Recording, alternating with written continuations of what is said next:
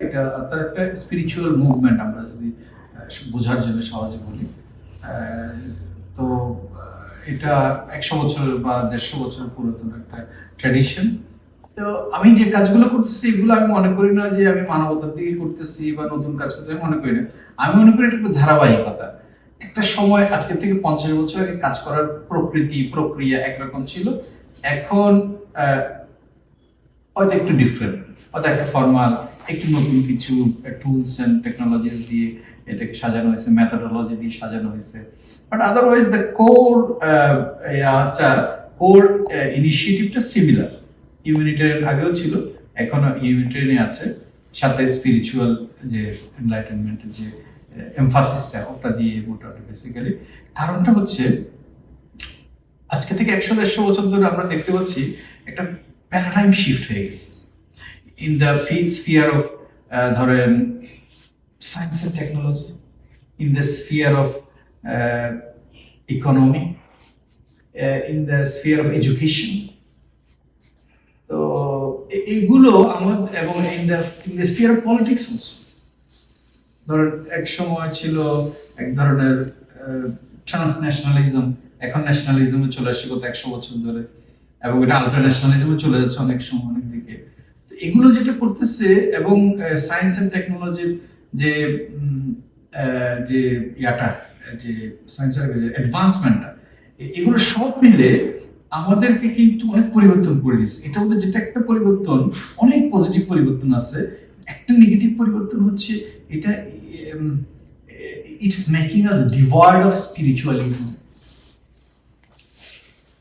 It's slowly sucking out that spirituality from us.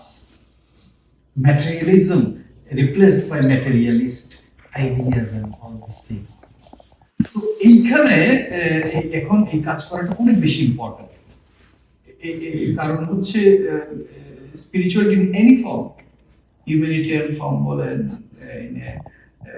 Whatever form, যে কোনো একটা রিলিজিয়নের ইয়া থেকে এটা হতে পারে, একটা ফরম্যাটে হতে পারে। কিন্তু spiritualism in the sense that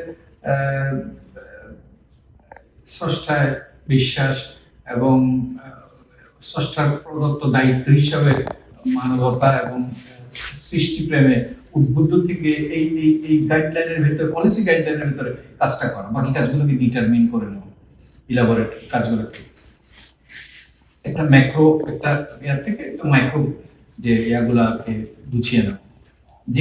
যেটার অভাবে আমরা দেখতে পাই অনেক সময় কনফ্লিক্ট অ্যারাইজ করছে। আরেকটা যেটা আমাদের যেটা সমস্যা, কনফ্লিক্ট, আমাদের কনফ্লিক্ট, এখানে এখন কনফ্লিক্ট রেজলিউশন ডিপার্টমেন্ট খুলতে হচ্ছে,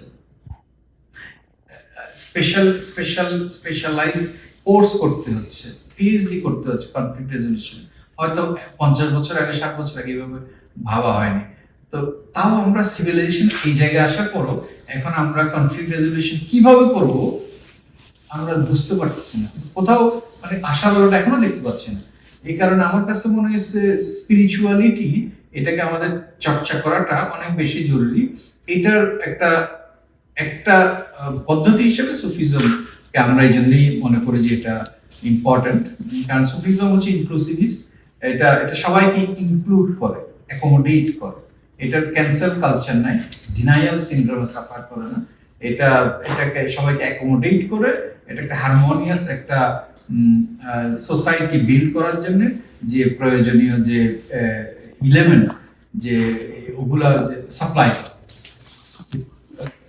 কমনালিটিসের ভিত্তিতে মানুষকে এক হতে বা জমায়েত হতে এবং প্রসিড করতে সাহায্য করে। এই জন্য এটাকে আমাদেরকে আরো মানে বোঝা দরকার, জানা দরকার আমাদের মনে হয়। এই জন্যই আমরা এটা কাজটা করি। তো বিশেষ করে আপনারা অনেক প্রত্যেকেই ক্ষেত্রে আলহামদুলিল্লাহ যশস্বী, সফল।